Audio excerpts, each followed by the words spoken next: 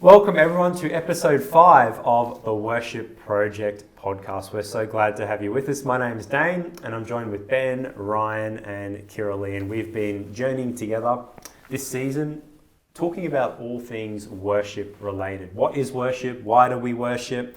Corporate worship, personal worship. And we're sort of getting to a point now where we really want to take some time to I suppose be honest and authentic about our own worship experiences, even because we recognize that sometimes we paint this picture of how amazing and how beautiful and how awesome worship is, that we're hearing from God, that we're kicking goals. But if we're to be honest, that's not always our reality. That's not always our situation. So the first question I want to ask you all is worship something that comes easy to you? Is worship something that comes easy to you? And you can answer that in whatever way you want. But well, look, I think for me, for a large portion of my life, the answer would be no. It hasn't come easy. I feel like we've been on a little bit of a journey in our episodes, and part of that has, I think, revealed a little bit to me my own journey and my own perception of what worship is, because I have felt like, it's not interesting. Like shiny things really attract me. Yeah. So if I find something shiny, I'm like, yeah, that's really cool. And sometimes that is a worshipy kind of thing, I subscribe to the Dwell app. Yep. Some of you might have done that. And they have these morning devotions. I'm like, woo, this is going to be great. I'm going to do this. And then after about 10 days, it's not shiny anymore. And then it just doesn't come to my mind. So I think from the perspective of how a lot of people see worship, which is kind of what we've been kind of poking people in the eye a little bit to go, actually, maybe you should think a little bit more broadly. But from the sense of what we often think of what worship is, that hasn't come easy to me. Yeah. No, I appreciate you sharing that with us, Ben. Ryan, Kira-Leigh, is worship something that has always come easy to you? For me, it really depends on my time of life and what's going on, because sometimes it feels really easy. I'm on a really good streak and I'm working through a book of the Bible and I'm praying and I'm like, yes, this is so good. And then other times it's much harder. I don't think I could add anything to what you guys have said. I just agree. It doesn't always come naturally. There are moments where we're on a run, on a roll, and what I have found is when something derails that, man, it can derail me for a long time. Yeah. And that's the thing I've found in my own life. It's, hey, we're going good. And when I let that little thing just take me off, it takes me off in a big way often. And that's the thing I get most frustrated at in my own personal walk with God. It's just how easy it is to just derail this time that I've come to believe is so important for me. So as we just think about our circumstances, because I resonate with what you're saying too, that there's seasons in life where it's great and sometimes where it's more challenging. But I just want us to reflect on, I wonder if we can put our finger on what are some of the barriers that we've experienced. When worship hasn't been free-flowing, inspirational, what's been some of those barriers that have been present that we've had to sort of navigate and try to overcome? I think the number one thing that I think of is, time. Yep. Yeah. If you've got a busy day ahead and, suddenly your alarm goes off and you're like, I've got to be in the car in 20 minutes or something like that. Yep. What's the first thing to go? Yep. Yeah, it's often that time with God. Yeah. Yeah, it's the busyness of the schedule, and I find right now we may or may not go there in this session, but for me, I really like to try and draw my family into a worship time, and when we're running to get to school, And I'm like, You're already late. we're already running late. I'm like, oh, should we do a little prayer? Should we read a little Bible verse, a little devotional? I'm like, kids, we gotta read the Bible. And it's just I'm like, why am I even doing this? Some of you've never been there before. And I'm like, okay, even if I did make the time, it's just coming from the wrong place entirely.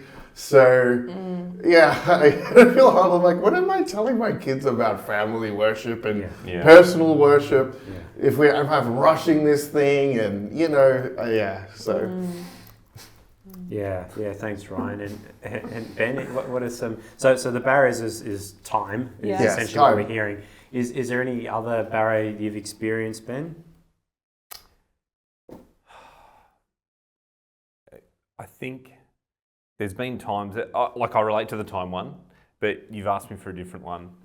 One of the things that can be a barrier for me is guilt. And so there's times where it could be related to time. So, life gets so busy and other things just seem to get in the way, that sometimes you feel like you're jumping from crisis to crisis and exhaustion to exhaustion. And then for whatever reason you have that moment and you just like, I got nothing. And I think for me, especially sometimes in my days, it's nearly like I give everything to my work. And sadly, that means there's things not left for my family sometimes. But it also means that I kind of don't have capacity left for God. And so to come home and you're presented with a vegetate on Netflix, or we were talking about I love reading really good books and having that. But that just takes some kind of mental capacity and mental energy that sometimes I just really feel like I don't have. So to me, that's myself, and then the guilt and energy, that all of those impact that ability. And when I say worship, I'm thinking about that personal worship that we talked about in the last episode, that specific quiet time where I want to be intentional, I want to clear my head, I want to be absolutely in the presence of God. That for me, that's the worship I'm talking about when I think about that barrier. Yeah, and I think I'm just reflecting because I resonate with what you're saying, but just to try and add something to the conversation. I think some of the barriers I have is that sometimes you can prioritize and schedule and set apart your worship time, and you're sort of sitting there, but although you're physically there, your mind is elsewhere. Oh yeah. That can be a bit of a barrier for me. Is that trying to just switch off from this, in the morning. The problem is you're like, oh my goodness, I've got all these emails.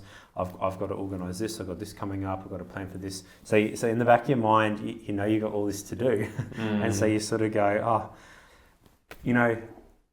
this is just going to be, I feel like I'm worshipping now to just tick a box, because I'm not here, I'm not present, and if I do it, I feel like I'm just ticking a box. So if that's my motivation, then why even bother? Sometimes you have these little loops in your head, and that's but then if it's in the evening, right? It's kind of like, well, look, I'm tired. I really just want to go to bed, have a shower, unwind, but I haven't had my individual time today, so and again, it's sort of like sometimes you yourself can actually be the barrier, because I was going to say just as I've been sort of mulling over the question a bit more, I think one of the barriers is my personal comfort. Because for me to engage in worship, it often involves or requires me to extend myself in a way that perhaps I'm not willing, the snooze button seems really nice right about now. Or there's just these little things that I just have to do which take effort, and mentally I don't want to exert that effort. So I find sometimes I am the obstacle.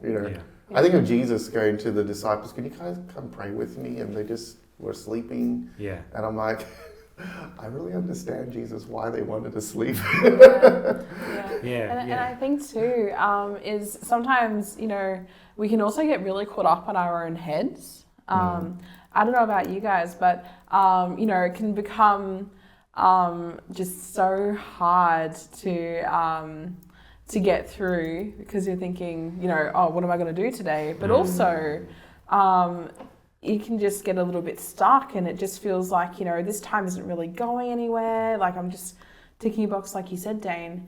And you can just kind of, I don't know, I watch some Bible study content on YouTube, right? And people talk about what they do in the mornings and things like that. And it's so lovely. And they wake up and it's like 5 a.m. and they go and they get their hot drink and they get a blanket and, there's nothing going on around them. It's like the most peaceful, tranquil time ever. And then I look at... Who are these people? That's right. That's right. And then I look at what's going on with me. And I'm like, it is not like that. I don't.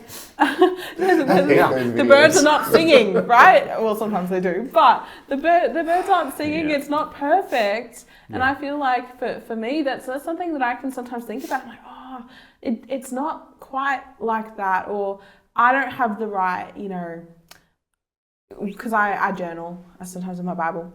You can look at these pages and spreads that people do, and they are just incredible. Whoa! Yep. And it can get to the point where you kind of like sometimes like I can't do that. Yeah. And so it can almost be like if it's not perfect, I'm not going to do it. Or that's an interesting one. Yeah, which and social media is a classic for setting like almost unrealistic expectations because we follow the influencers or and of course when they're sharing on social media, they're not going to share how things are working terribly. Often it's this is how I worship today, and it's all the highlighters are out and little candles going, and it's peaceful, and it's there's this serenity, and they're there and they're writing, and you're like, why doesn't mine look like that?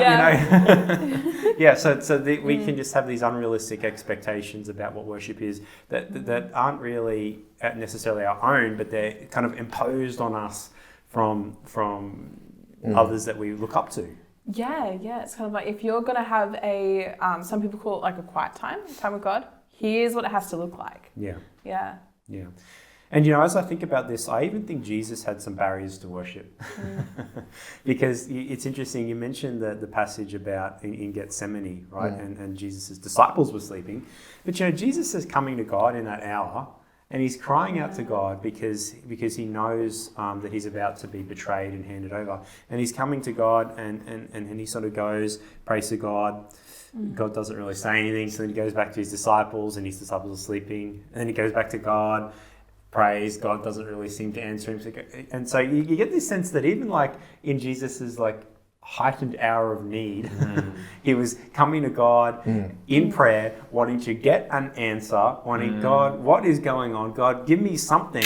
Yeah. But in this hour, Jesus doesn't hear from God, and he ends up ultimately just not my will but your will be done type of thing. So I hope that, I share that as, even Jesus in his humanity felt like we do sometimes, I think, maybe. I don't know if you got anything else to share or add on that, Ben? It's a rabbit hole that I don't know whether it's worth going down, but I we can think about how much did Jesus foreknow? How much did he, we talk about Jesus being holy God and holy human, completely. And, there's this sense, I think, that Jesus knew that he was going to be victorious somehow. But yet he still, even though he trusts and knows the will of God, he still goes to this point of connecting with God. So that, like, sometimes we're in a state where we don't know what God's will is. But Jesus, I think he kind of knew the plan. Like he knew what he was stepping into. And sometimes we think about, oh, well, if only I knew, or if only I had exactly what it was going to be, then it wouldn't matter what barrier I had. Like I would be totally on board and I'd be connected. And it's like, well, hang on, Jesus in that Gethsemane passage, he knows what the plan is. He knows what's going on, but he still desperately needs to connect. And so that sometimes I think we could miss an opportunity, or we think, oh, well, we're not like Jesus was different to us, but like you said, he still needed to connect. Yeah. So we put out, just to recap a little bit, we put our finger on, in terms of our own experience, time, in our busy schedules. Sometimes it's hard to find the time. Sometimes we're tired. Sometimes we ourselves are actually the barrier. Yeah. Unrealistic expectations was sort of what we reflected on just before. I don't know. It just we'll talk about how we overcome these, or how we might overcome some of these. But are there any other barriers that you can think of that if maybe you haven't experienced yourself personally, but as pastors that we've heard from our members in terms of these barriers? Anything else you might want to add to that list? So when it came to this particular podcast, there was like an area that I had thought through, and I've spoken about it with you guys as well off air. But one thing that we really don't always think through, and I'm a bit cautious in saying this, but often a barrier to worship can be the most important person in our life other than God, which is our spouse. And I've had the privilege of conducting a lot of marriages, or quite a few I should say, but you could see the impact of having somebody who shares your heart for Jesus and wanting to go through life's journey, making him a priority. If you can find somebody who that's their goal and that's what your goal is, sweet. But if that's got Jesus is the most important thing to you, and the person you're sharing life with also does not quite have the same vision of Jesus or the need for him in their life, that can be a really hard thing as well. Wanting to have those moments together where we read our Bible and talk it through, or have somebody to sit with in church and null the sermon over on the drive home. Like all of these things, I couldn't imagine life without my wife and being able to do so much of what we do on a spiritual level.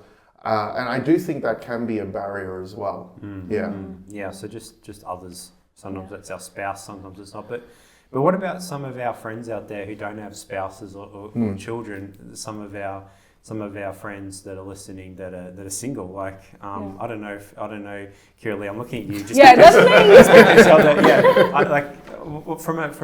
from your perspective, I don't know, in terms of singleness, how does that perspective add value to sort of what we're saying here? Do you think, what are some things you've seen, or some unhealthy things you've seen, unhealthy attitudes? Look, there's a couple of things that come with it, right? Because I'm someone who's single and I live by myself. And so that means that I can stay up for an unhealthy amount of time watching TV. I can, I don't need to get kids to school. I can wake up later and things like that. And so there's a lot of freedom that comes with it. And there can also sometimes be a lack of accountability because of that. And so I think, in singleness, you need to be very aware of what we'd call self-leadership. So, and be willing to grow in that. And it's the ability to lead ourselves. So it's things like, practicing moderation in all things in life, and just making sure that your time with God is something that you do get to, because it's so vital for us to grow in that. And I think something else as well is there's a big attitude of people who are just waiting. And it's kind of like an attitude of life is going to start when I get married. When I find someone, that is when I'm actually living. Everything until then is just waiting around, just preparing. But the thing is, that's not healthy, because as you just said, that you can't rely on your partner to fill you spiritually. And it's cool if you get to follow and seek after God together, but that's not something that you can rely on. And so you need your own relationship with God that's independent of that. And when you're just waiting and waiting and waiting, well, that's not, I think, very good. Some of the most powerful examples of following Christ that we see in Scripture are from single people. Jesus was single, and he spent all the time that he could with his father. Paul was single, and there's others as well who were able to just devote their time even more into following God in that. And so you don't need a partner to be doing this. You don't need to wait for someone. You don't need someone to lead you into it. But I think it's pretty cool if you get to do that journey together. Sure. And it's a bit of we don't want to make this podcast all about singleness, but it's just a point I just want to camp on just for a few seconds, because it's our reality that there's a lot of single people, and sometimes we don't give space for that conversation because we assume, family worship, and as married couples, So so I just want to camp on this just for a moment, because I think it's actually a bit of a more recent modern phenomenon that we sort of romanticize marriage and have that as like the goal of Christianity. It's this assumption, right? It's almost like this assumption. And it's like there's something wrong with you. If you're not. But I think it's a modern thing, right? Because I think historically speaking, when you look at the church for most of its history has actually esteemed celibacy or esteem that, just because I know for a fact that there's a text here in Matthew 22:30 that you'll know well,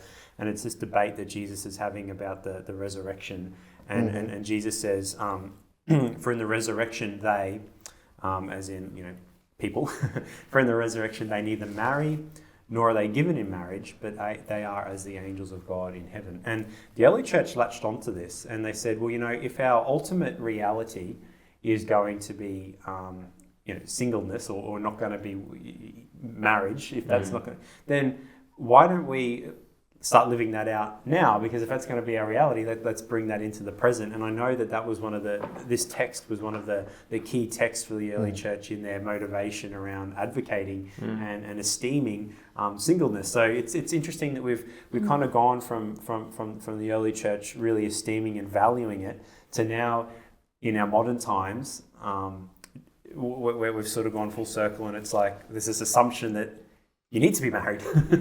Right? And I assume that you've probably felt that, Kira, to some extent, given that you are single, right? Absolutely. And it's kind of this idea of it's really interesting, this idea of the two becoming one, and there's this language that comes around it of you become whole when you find your partner. True. And so where does that leave me, who's never been married to half a person? Where does that leave the person who's divorced or been had their partner pass away? Where does that leave them? And God created us as whole people.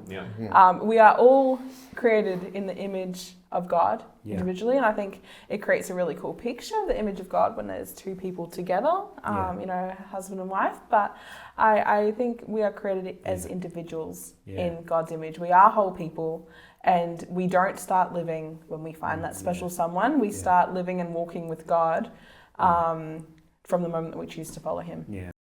The other thing I picked up on what Kira-Leigh was saying is the temptation to wait for this, because sometimes it's like you said, marriage, but I'm married. Then it becomes, when are you having kids, or when are you going to do this, or when and there's always another thing along, and so there's this temptation to wait for the weather to be just right. And that's a barrier to be in a place where you're like, well, I'm not ready, or I don't have the right Bible translation, or you're waiting for all of these things to come in place, and like I think it was our first episode, we talked about would you worship if you had this finite time, and it's like, yes, you would. Okay, so don't wait. Don't. Like, I think one of the things that really helps me when I think about personal worship is just show up. Like, we didn't talk about it, so I'm sorry, Dayne, if we're going somewhere you don't want to go. But, you know, I think sometimes we look to personal worship and we think, if I don't get anything out of this, then it's been a failure. Yeah. You know, and then that discourages. That's another barrier to try again, because it's like, well, for the last 5 days, I've been trying to do this personal worship time and I haven't got anything out of it, and you just want to throw your hands up. But I think that's a mentality that doesn't help us. It's about just showing up. So it's not letting the things that the perfect circumstances, whether that be marriage or whether that be some other kind of condition, we've got to go, you know what?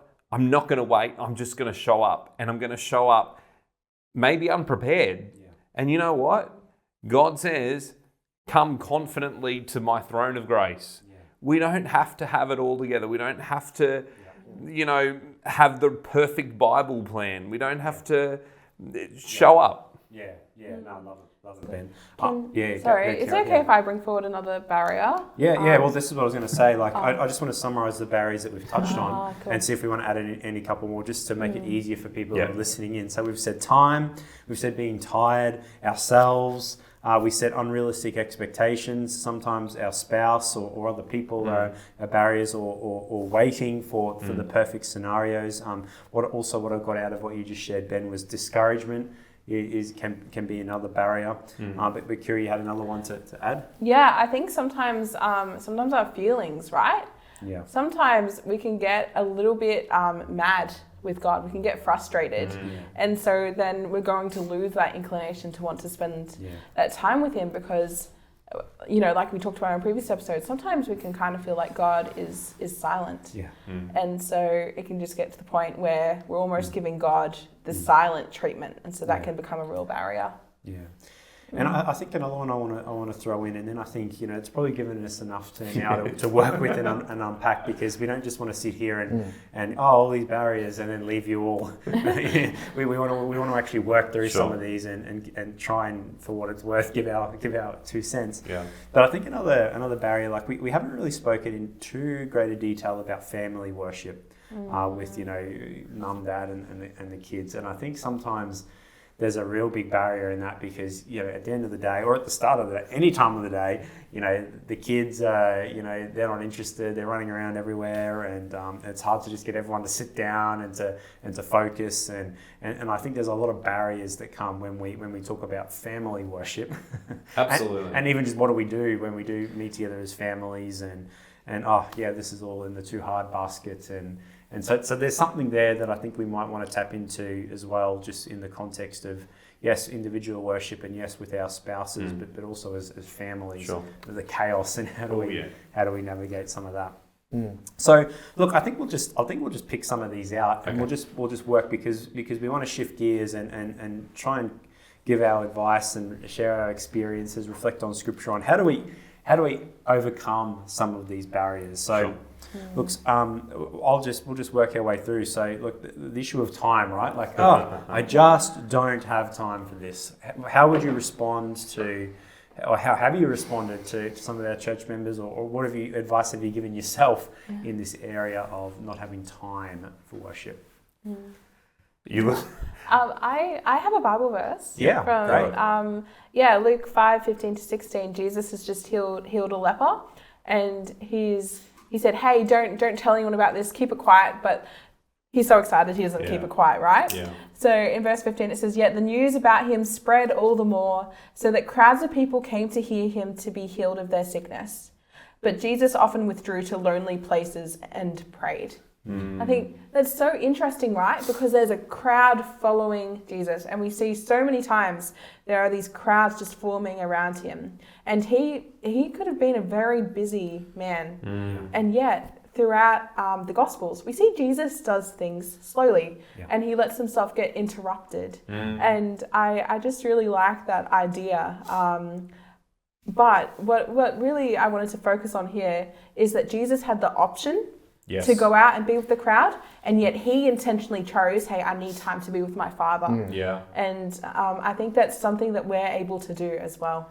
Prioritize. If I can just try and summarize that down, what you're saying is that, look, at the end of the day, It just comes down to the time thing. Is just maybe you don't have time because you haven't prioritized the time. I think you're being too simplistic. Maybe I don't think. And that's I don't want to fair. sound harsh. I don't think that's harsh. Yeah. Well, let's go there. Let's go. I think, I think about my life so much. I feel like I'm lurching from one exhaustion to the next, and there's times where we have this ideal. You were talking about that 5 a.m. Bible study kind of thing. Mate, my son's bombing into my bed at 3 in the morning, and then depending on what happens, he's kicking around or we're trying to resettle him. I got nothing at 5 a.m. I'm wrecked. Yeah.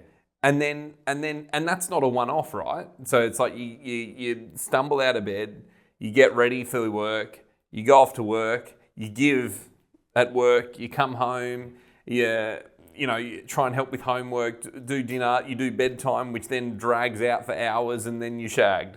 Yeah. And it's like, there's an element, I hear the priorities thing, but I think there's times in life and there's people in family circumstances that they are just so stripped of, and to work out what do you give up on or what do you lose, because it's not that, like, I know we fall into that usual thing of Netflix or social media. We'll talk about your screen time and stuff like that.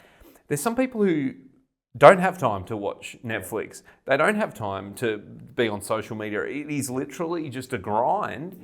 And I think, I'm sure there's probably some people who need priorities, but I think there's definitely, and I've experienced it, and I'm conscious and I'm trying to be empathetic to the families that are in these, especially there's some families with kids with special needs.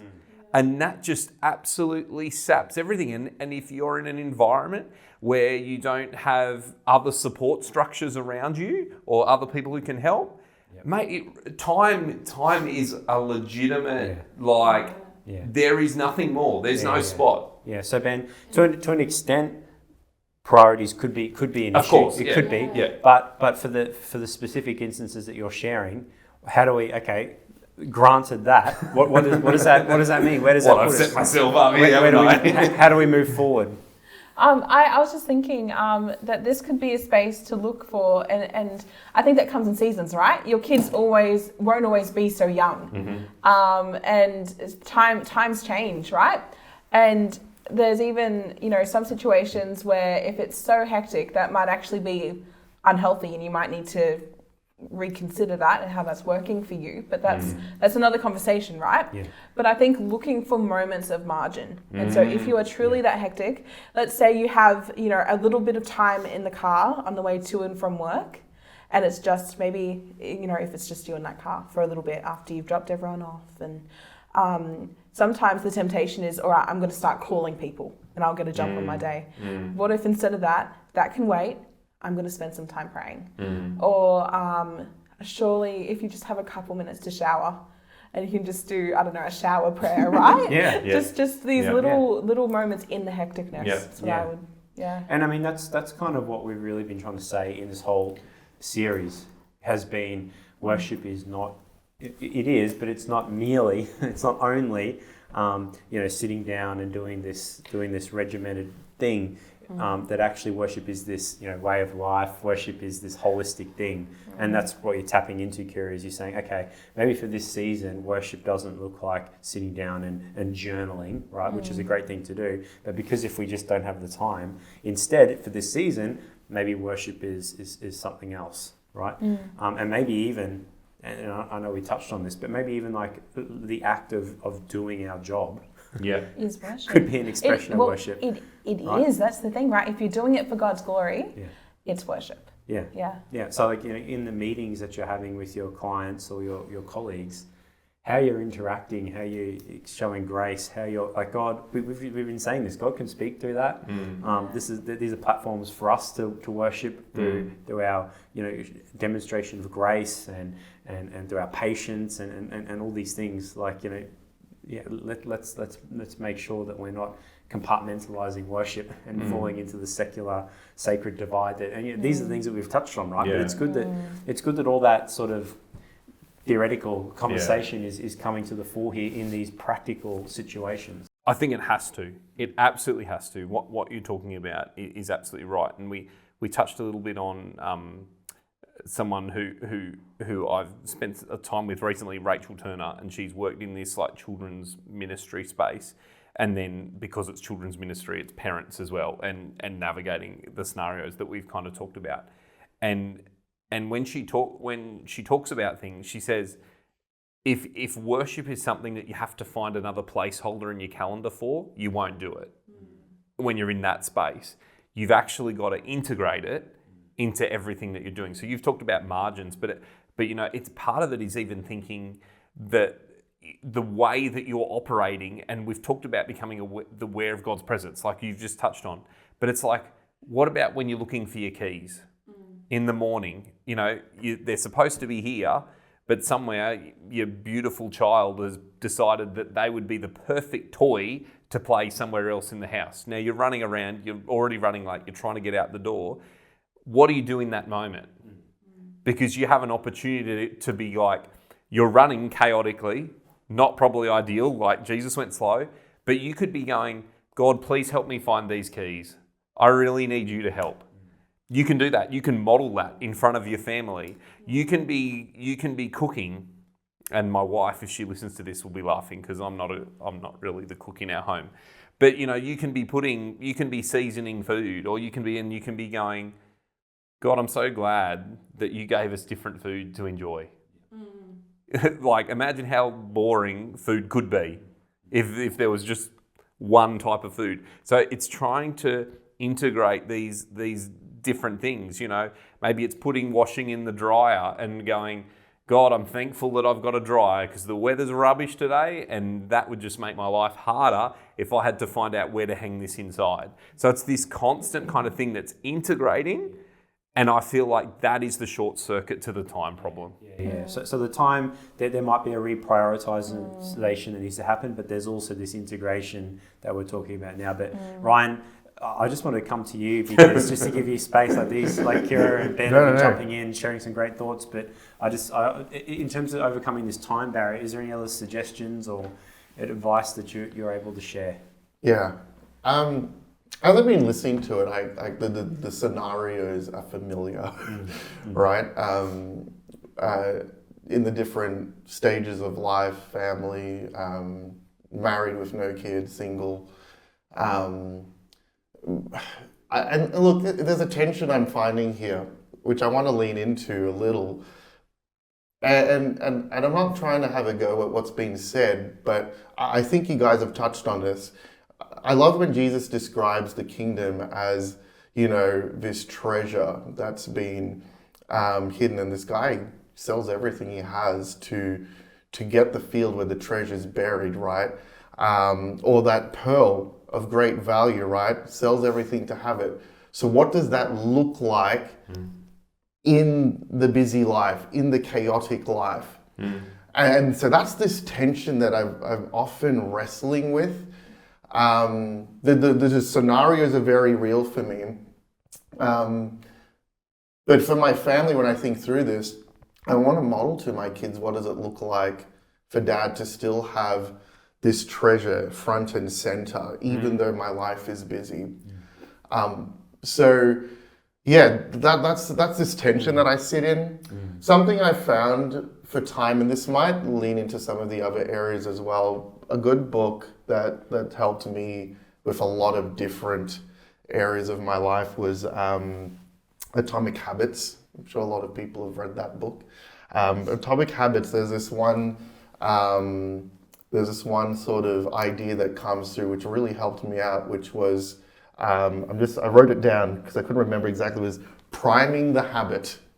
I want to spend time with God, and I'm not trying to say lean into the compartmentalization, but if there's time I want to put with God, what are the things I can do to make that easier?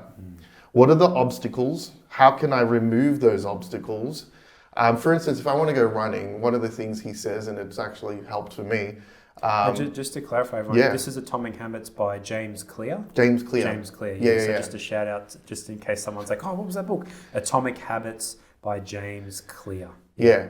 So he says if you want to go for a run, and you know you want to go for a run at 6 a.m, maybe you need to put your shoes out, your shorts, your singlet, fill the bowl with cereal, so it's ready to go. Yeah. So you wake up, a lot of the decisions have already been made, Yeah. and you can step into it. And I found doing some of those things with spiritual goals in mind were just as helpful. Put my Bible out on the table. Yeah.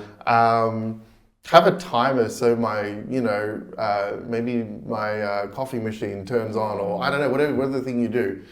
But are there some things I can do that makes it a little less of a burden to get to the time I want to spend with God?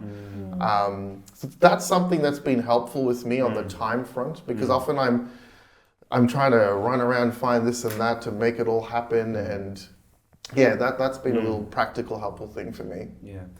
And I think like the time barrier that we've just spoken about, it actually links to so many others, because I think about the other barrier that we identified, which was unrealistic expectations, right? Maybe the reason why we think we don't have time is because our picture of worship is this picture of sitting down with the candle going and and so we've built this mental model of worship is this. Yep. And it's actually, it's great and there's nothing wrong with it. But we've just sort of, our default has been that's what worship is. So I think this time thing links itself to these other barriers like unrealistic expectations. So I suppose, how do we set realistic expectations? Like how can we navigate that barrier of, we've got this picture of this influencer who's got this picture of worship, and how do we respond to that?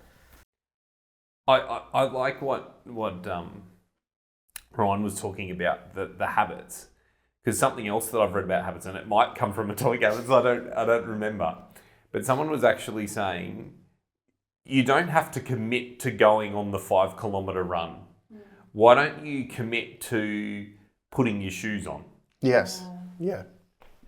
And so and to me, I don't know if you can see the link here with expectations, because if you think that you're going to read through a book of the Bible every week or something like that sometimes that can be just so, there's so many, and like Ron was saying, those decisions, there's so many moving parts that have to come together to make that possible.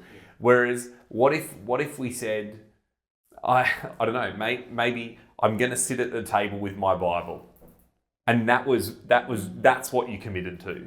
And say like a quick, Lord, thank you for my day today. And then maybe, and this is what this I don't know if it is Atomic Habits, but the person that I was reading was saying, when you put your shoes on and you're at the front door, all of a sudden it's like, well, it actually wouldn't be that hard to walk around the block because I'm dressed and I've got my shoes on.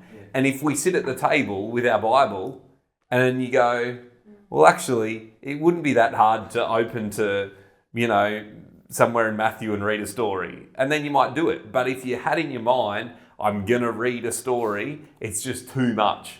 And so I wonder whether there's a link there with our expectations that we, maybe we need to lower our expectations and the pressure that we put on. Like, Jesus says, my yoke is easy, my burden is light. So how often do we fall in this trap that we're loading ourselves up with these expectations of what we're supposed to do?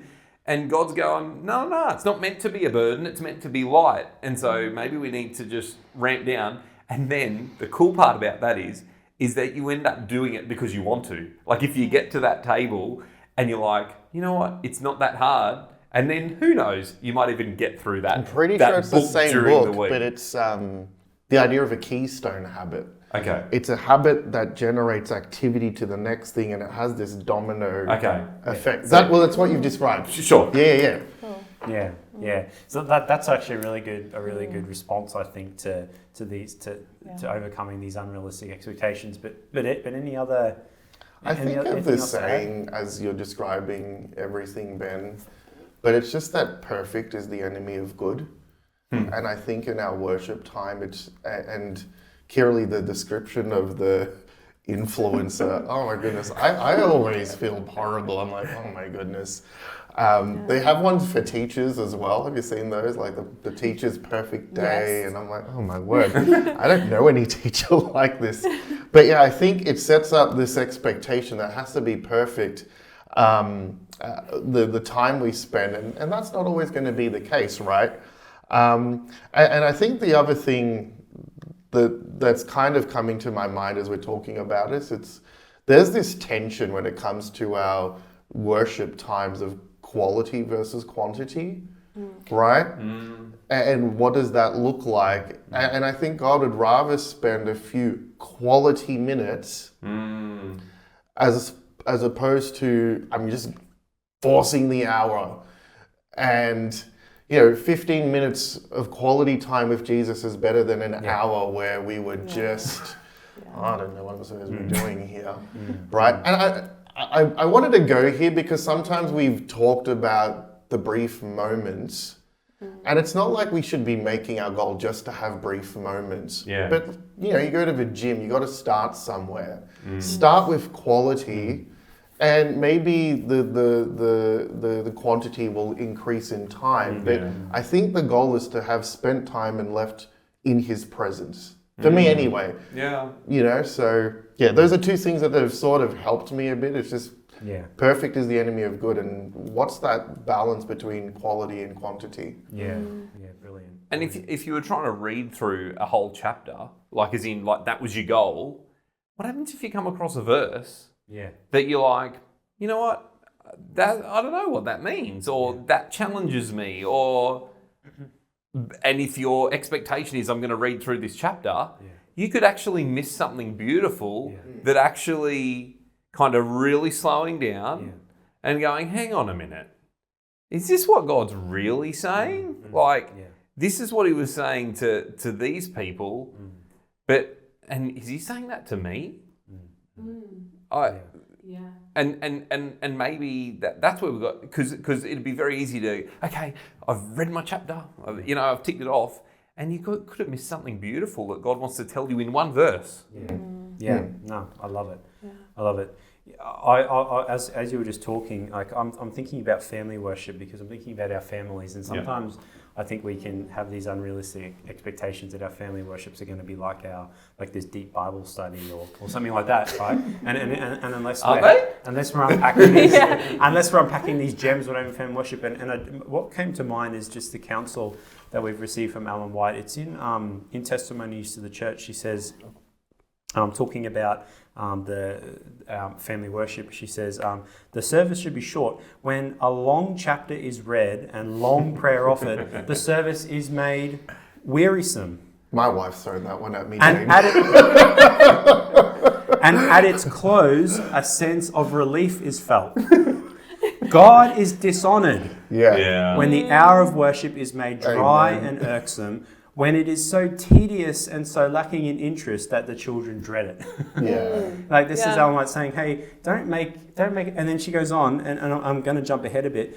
The prayer offered should be short and pointed. In simple, earnest words, let the one who leads in prayer praise God for His goodness and thank Him for His help. So, it's Testimonies to the Church, Volume 7, I think.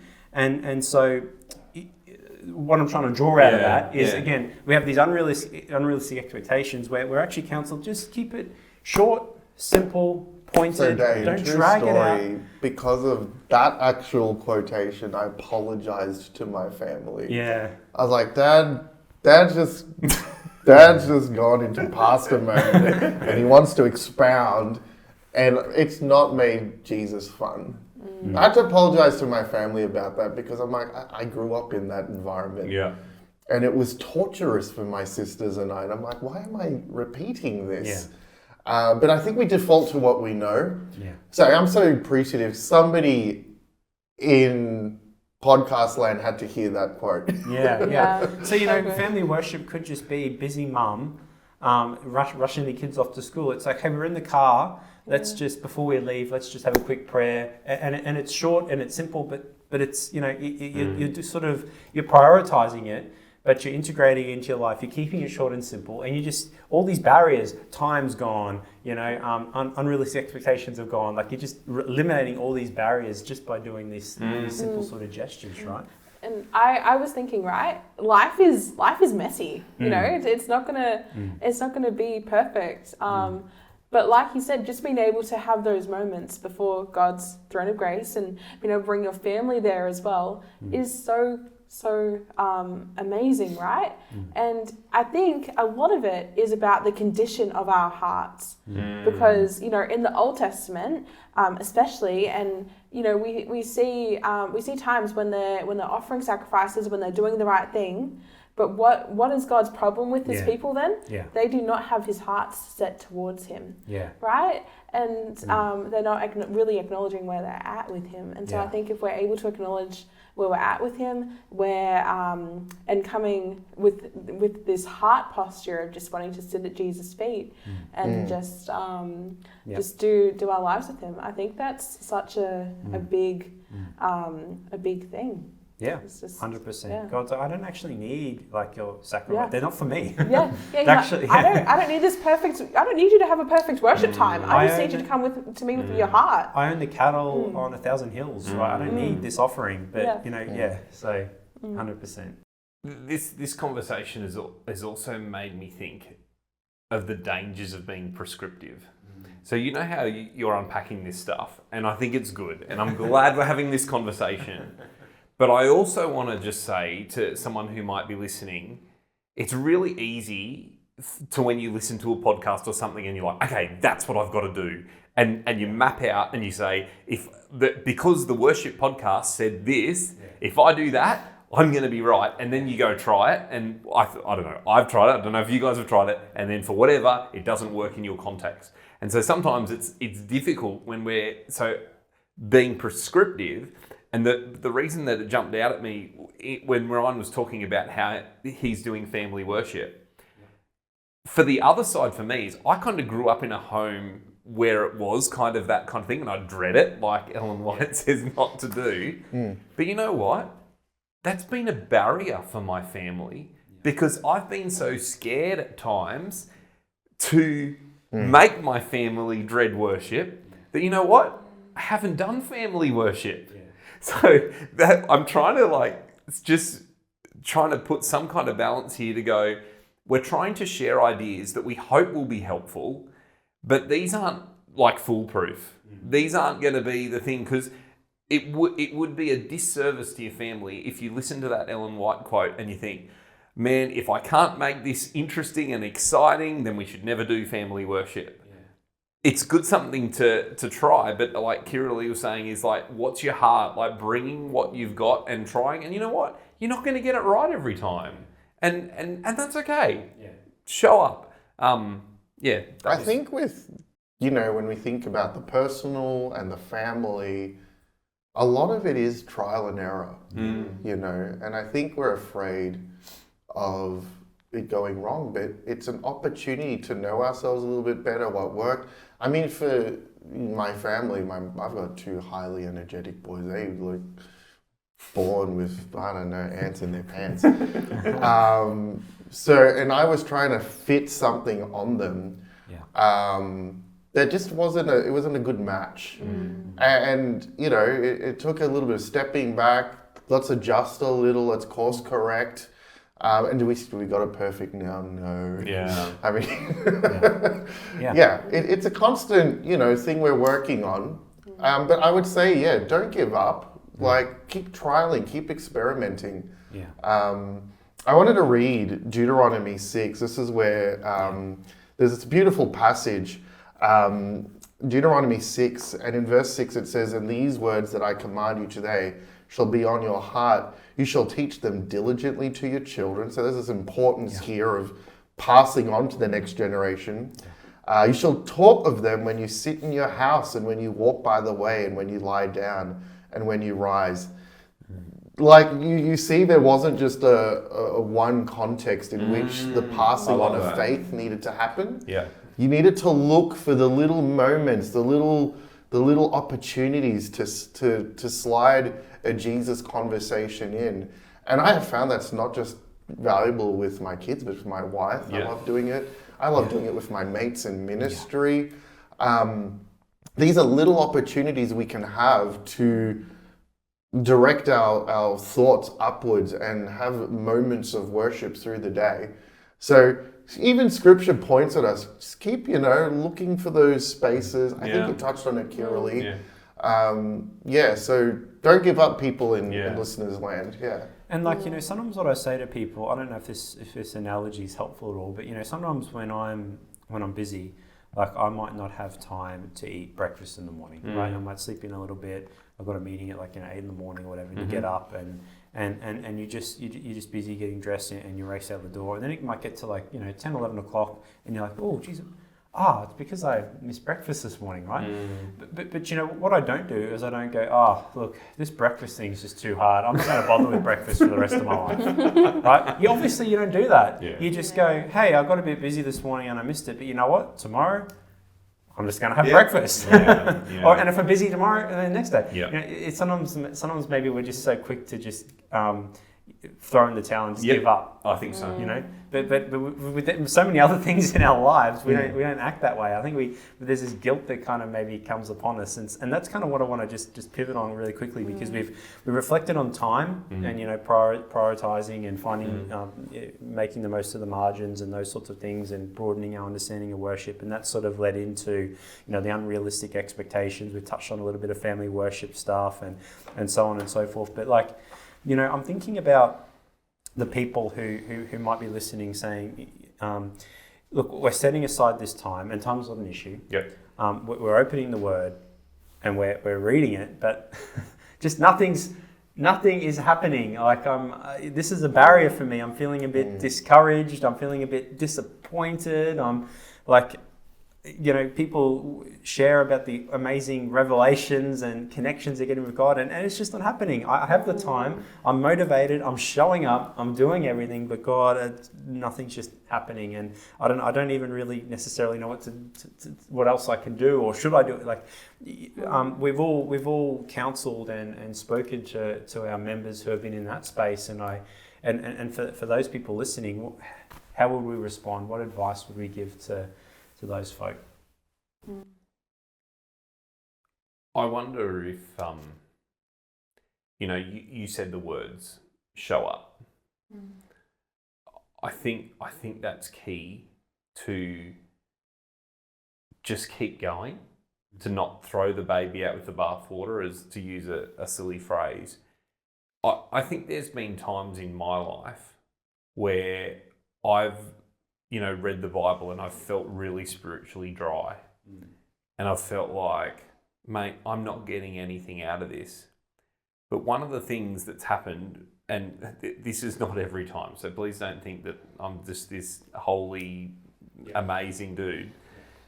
There's sometimes where I've actually been persistent with that, and then maybe on that fourth day or something, I've read something, I still didn't get anything out of it. But then 3 weeks later, something happens that actually makes stuff that I read 2 weeks ago all kind of make more sense or fall into place. Or I'm in a scenario where it's like, you know what, I didn't need to read that. It really did nothing for me. But this particular conversation that I'm having, or this situation, hey, maybe that's why I read that text. And we'll deny ourselves the opportunity for God to speak into that place. If especially, and I'm sure I've missed opportunities. And sadly, I hope God had someone else in his team to pick up the slack where I let him down. Yeah. But if I didn't keep going and keep showing up, even though I didn't feel like I was getting, when God needed to get me to draw on something that I read when I was spiritually dry, I wouldn't have had it. And so my encouragement would be to keep showing up, like you said, because you don't know how the future, God's got the plan, right? Yeah. He knows what's coming. He can foresee, and you can't. So just because you can't get anything out of it right now, don't deny God the opportunity to use you later on, even though you can't see how he's going to possibly use that because it makes no sense to you in this moment. Yeah, no, that's good, Ben. Kira and Ryan, any thoughts around? There's a quote that's coming to me. I think it's a John Mark Comer quote, but he says, this is just to add on to what Ben said, because I really liked what you said, but he says that discipleship is obedience in a long direction. And it's just like, sometimes you're not going to feel like it, but just stay in there. And you're not going to really get the benefits of pursuing Jesus if it's for quick gains. It's going to take time. It's going to take effort. There's this passage in Isaiah 28, to whom will he teach knowledge and to whom will he explain the message? Those who are weaned from the milk, those taken from the breast? No, for it is precept upon precept, precept upon precept, line upon line, line upon line, here a little, there a little. Stick at it. Like, he will teach you in time. And I love that idea of it's going to come together. If I do have a little piece of practical advice, for me, sometimes when things have got stale and stagnant, like, God, I'm not... I mentioned earlier, like, I love to pray through the Psalms. That's something I try and do on the regular, but it's sometimes I shift gears. And let's get into narrative. Sometimes I'm finding if things are getting a little dry, I just need a story, something to just, my imagination can work with a little bit more and shake things up a little. And I'd wonder to the person who's listening, if things are dry, when was the last time you shook things up a little in how you're spending time with Jesus? But stick at it, I think, is the bottom line. Yeah, I agree 100%. And I like what you said about, hey, maybe it's time to change things up a little bit. And I think a good place, if you're struggling, you're just feeling like, what am I doing here? I'm not getting anything. A good place to maybe spend some time in is the Gospels.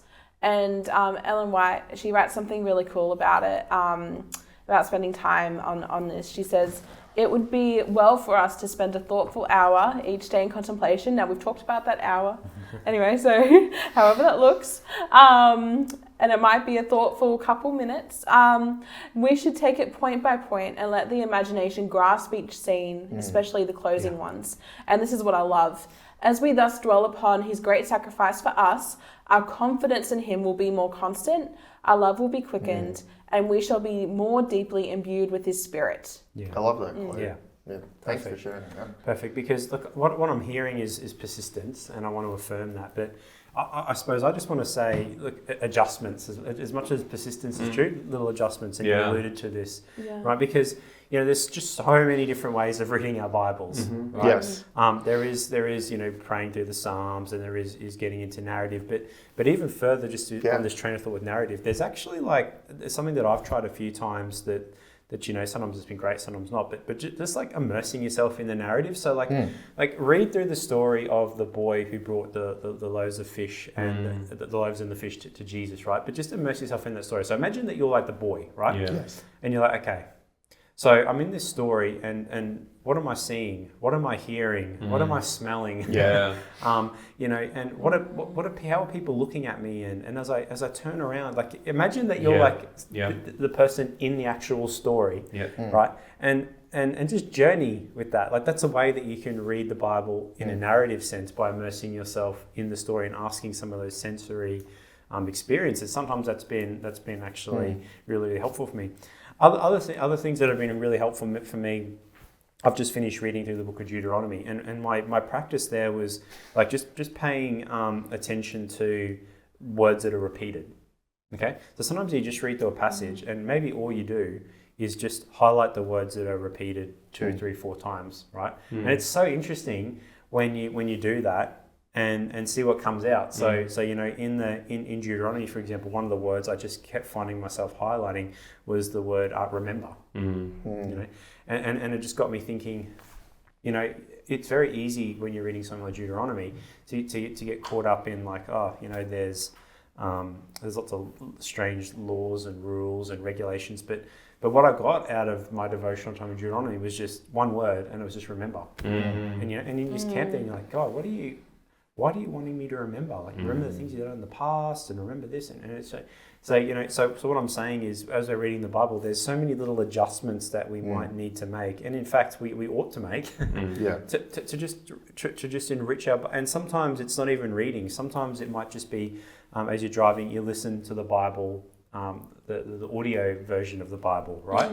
As you're driving around, it might just be a season where, look, I just really want to listen to the Word of God, and you just have like Ephesians 3 on repeat, and you're just driving around and you're just listening to it, you're just listening to it, and you're just listening to it. Can I just add something? Like you've mentioned, like we must change how we read, and I think that's true. There's a book, I still remember the title. I've got it on my shelf at home that I read when I was in seminary at college, but it was just How to Read the Bible for All It's Worth. And it just that book, even the title, it just helps you realize actually reading scripture with the same lens from start to finish, it's not a good...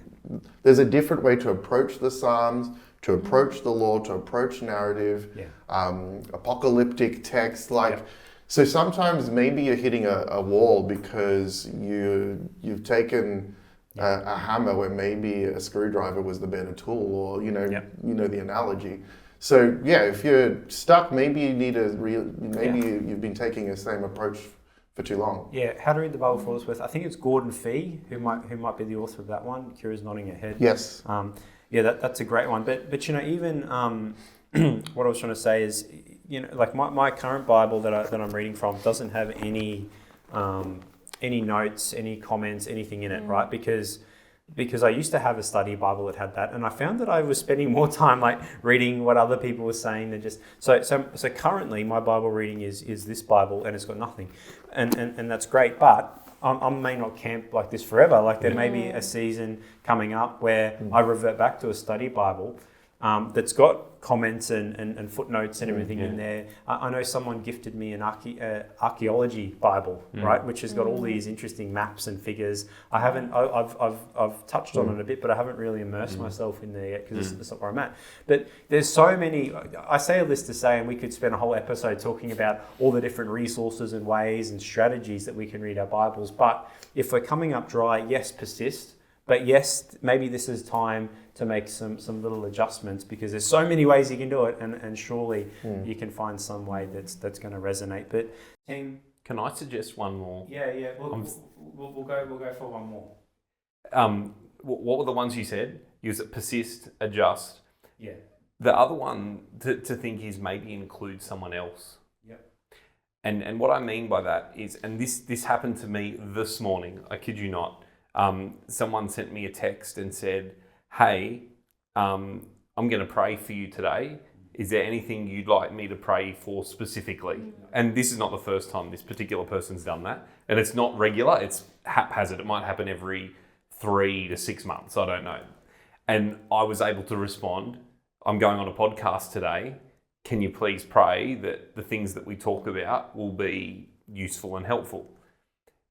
Now, the cool thing about that is when you invite someone else into that worship space, you open up the opportunity for God to work through you. And that can be an amazingly rewarding experience. That can be the water in the desert, because you can feel so useless from a spiritual perspective, but to invite someone else into that worship space and offer it. And sometimes I've been blessed in there's been times where I thought I was texting someone something really innocuous, and yet they came back to me and they said, you don't know how much I needed that today. You've been an agent of God to me by sending me that text or whatever that may be. Yeah. And that can be a thing that helps in spiritual dryness. So if you find yourself, you're on your own, you're trying to do this, you're struggling, one of those, it's kind of an adjustment, but try and include someone else, because God, that might be God's way of actually feeding you because you're helping someone else. Well, look, team, we've gone through all these barriers, right? And just to recap, time, tired, yourself, unrealistic expectations, spouse, other people, singleness, family worship, discouragement, feelings. There's some of the ones that we touched on. I think through all of the conversation, we've addressed some of them. We've addressed all of them in part, but it's really just the tip of the iceberg.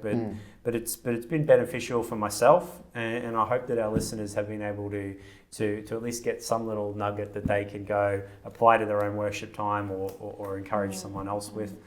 But we're sort of getting towards the end of this season. And what we want to pivot to in our next episode is really drilling down on the topic of worship in a crisis. Okay, so we've been talking about the everyday life and how that can get a bit mundane and a bit.